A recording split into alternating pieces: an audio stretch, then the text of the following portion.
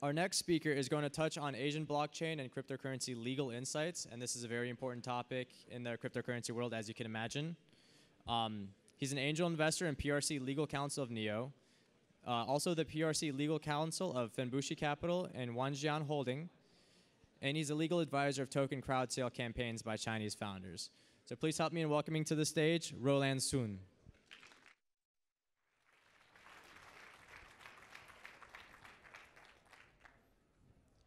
Okay, thank you, everyone.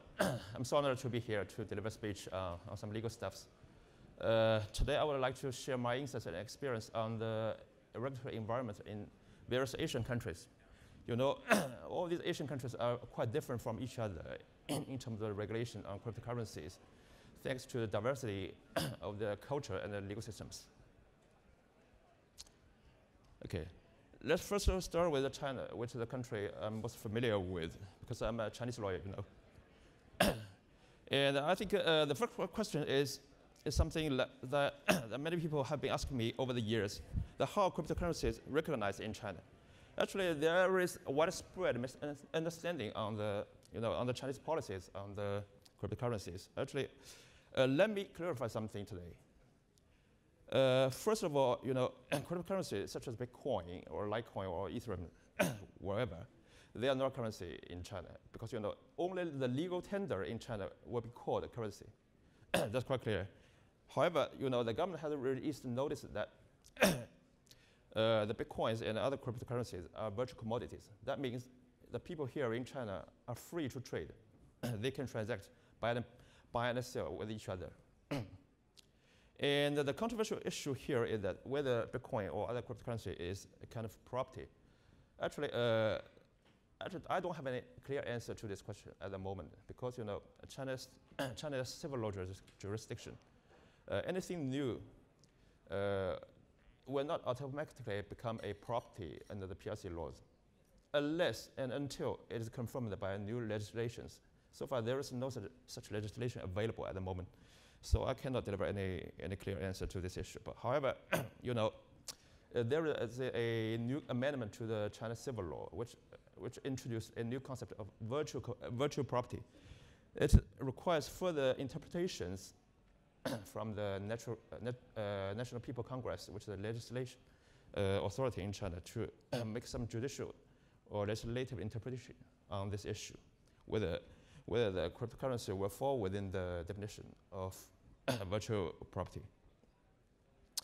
And the next point is about the issuance and trading of cryptocurrencies in China. Actually, you can see that the general environment in China is quite restrictive to the cryptocurrency in terms of the issuance and trading.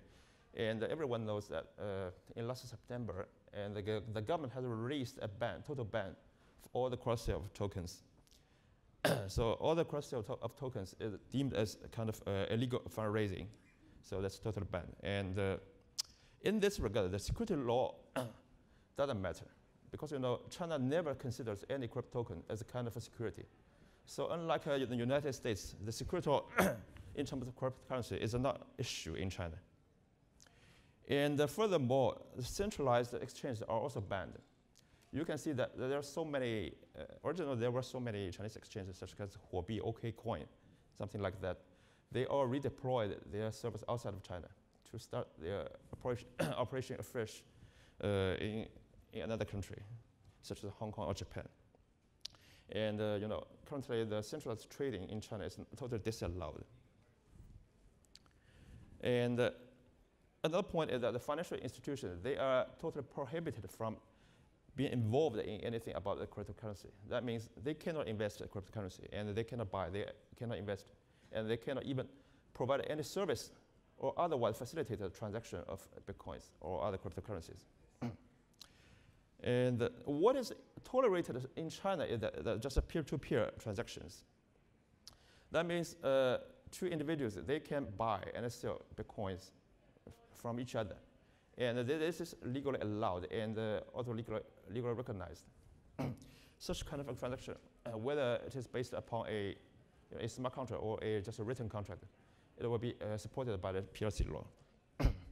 So that means maybe you know it is politically correct to say that China bans Bitcoin every day. However, you can see that okay, the fact is that actually people in China still have some freedom and lawful access to cryptocurrencies. At least they can buy Bitcoin from anyone else.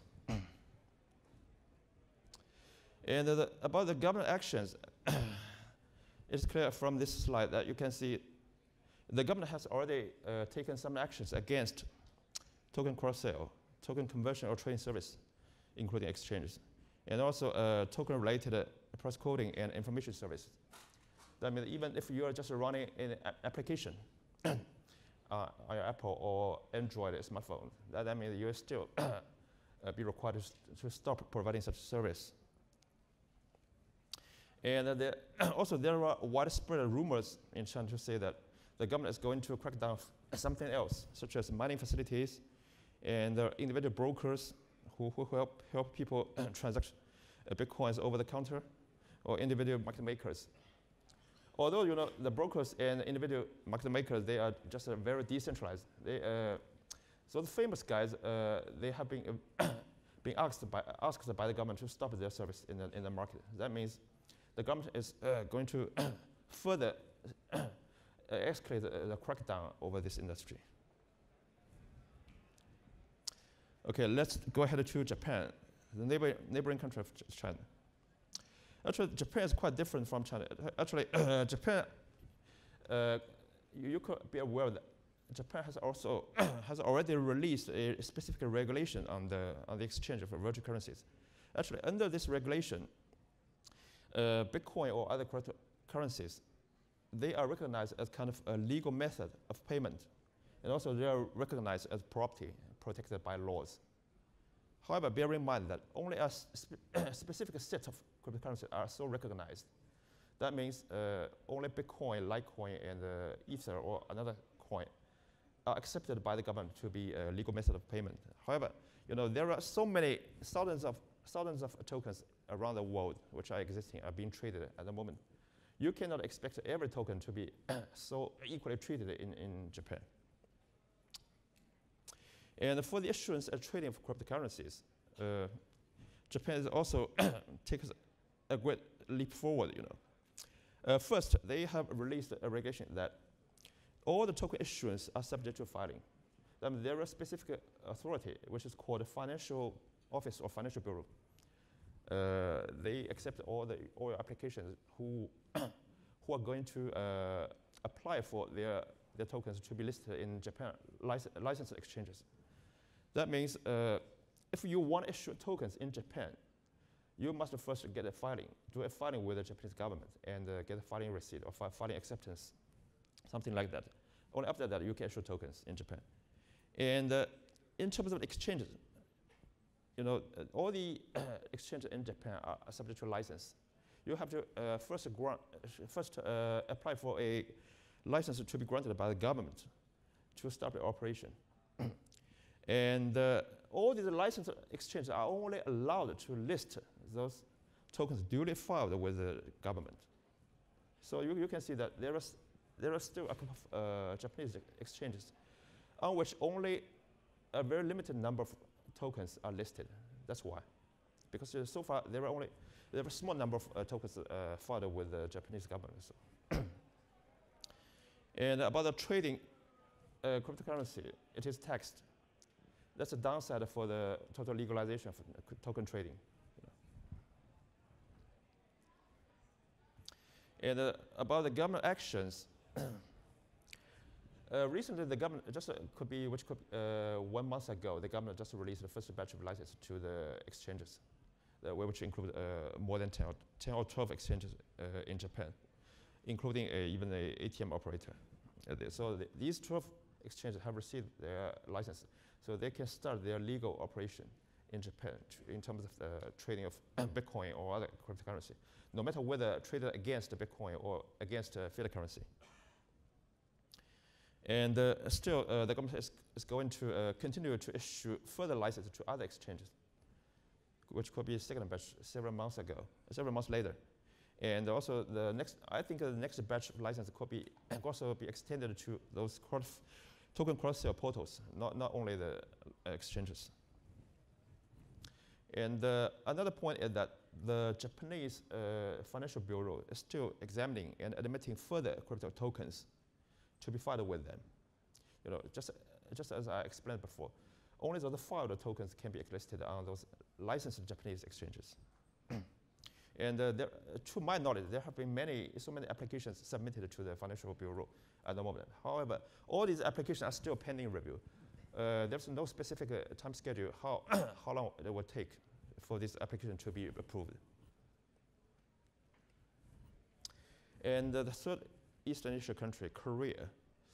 Oh, Korea, you know, it's interesting. Actually, the legal system in Korea about the cryptocurrency is quite rudimentary and undeveloped. It still lacks any specific legislation on how to regulate this industry. So, as to the question how cryptocurrency are recognized in Korea, actually there's no specific answer at the moment. And according as to the issuance and trading of cryptocurrency, although the Korean government is quite eager to impose certain restrictions on this industry to tame the speculation, however, due to lack of legal basis, they cannot take any negative actions at the moment. The only thing they have done is that they have imposed a KYC and AML and money laundering requirements on all the cryptocurrency trading.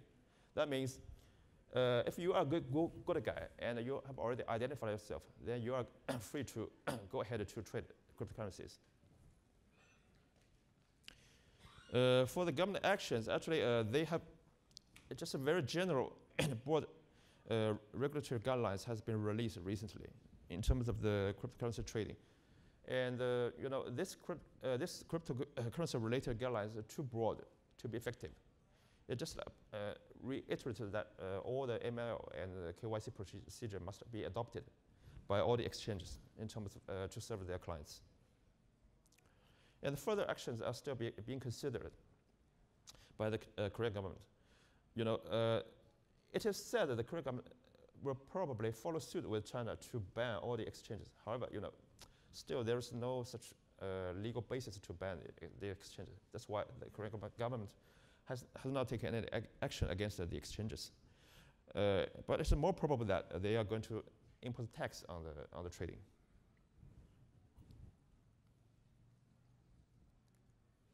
Okay. Sorry? This slide that doesn't work.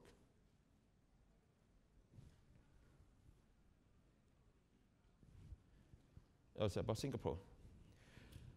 Singapore, Singapore is a country that's much more friendly to the crypto space than China or Korea. Actually, however, it is still different from Japan. The major regulator in Singapore in terms of the crypto space is MAS, which is a Monetary Authority of Singapore, which is just like a central bank. And it regulates everything about the financial sectors, including the cryptocurrency industry. And it has recently released a series of notice to the public that to show its commitment to embrace the blockchain technology. That means, generally speaking, Singapore is quite encouraging this industry to grow up in Singapore. And the MS defines or categorize the cryptocurrency into two categories. The first is security tokens. The second one is non-security utility tokens. And in practice, actually, we can see that most of the crypto tokens so far in the world will fall within the second category, which is non-security utility tokens. It's very good news to us, actually. That's why so many Chinese people they have moved their operation to Singapore to do their ICO. And in terms of the issuance and the trading of cryptocurrencies, okay. So let's first talk about the security tokens. If you are going to issue any security tokens in Singapore, that means you will be subject to the same laws and the regulations as those security issuers. However, as I just said before, there are so many crypto tokens are not securities. They are just utility tokens. So far, the utility tokens are not subject to any regulation because the MS has not released any notice or regulation on that. And so it's quite secure and legally safe to do your ICO in Singapore. so long as you can get a legal opinion from a local law firm which confirms that the tokens of your project is not kind of a security. And trading crypto tokens are also taxed. Also, although it is allowed, this is quite like just like what's happening in Japan. And the government actions. Singapore government is going to release a new regulation on the payment with virtual currencies. And in this new regulation, it is expected that the Singapore government will apply very strict KYC and AML requirements on everyone who is involved in this process. However, there's no ban or restriction on the payment with cryptocurrencies. So that means after this regulation is released, you can get a license from the government to do all this payment service, which involves cryptocurrency, which is quite a positive. And the last jurisdiction I would like to share is Hong Kong. Hong Kong, is another common law jurisdiction, which is quite like Singapore. However, the Hong Kong government is still hands-off in terms of the regulation on the cryptocurrency.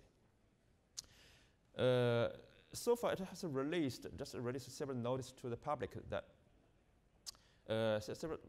to warn the public that to warn them off the trading of cryptocurrency, because the government thinks many crypto tokens could fall within the definition of securities. That's why the public should shy away from this industry. But however, still it is legal to issue a non-security tokens in Hong Kong or trade them. So accordingly, the Hong Kong government still define the crypto tokens either securities or virtual commodities. If any crypto token is a security, according to the Hong Kong law, that means any issuance or creating of security tokens will be subject to the same regulations. However, still, just like Singapore, if the crypto token is a utility token rather than a security, that means currently there's no such regulation in place to regulate any trading of utility tokens. And about the government actions, so far the regulatory authorities in Hong Kong who take charge of the cryptocurrency are limited to, the first authority is about the SFC, which is a Securities Futures Commission.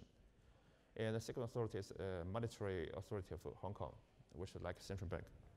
These two authorities are still on the fence without taking any substantial action, whether for or against the cryptocurrency. They are just wait and see to see what the other countries will do, and may follow suit. Yeah, you can see that the Hong Kong government is quite conservative and cautious, which is unlike its long-term competitor Singapore. So we can conclude that Hong Kong is still not a country that will spearhead the revolution of blockchain. Okay, thank you. That's all for today. Thank you.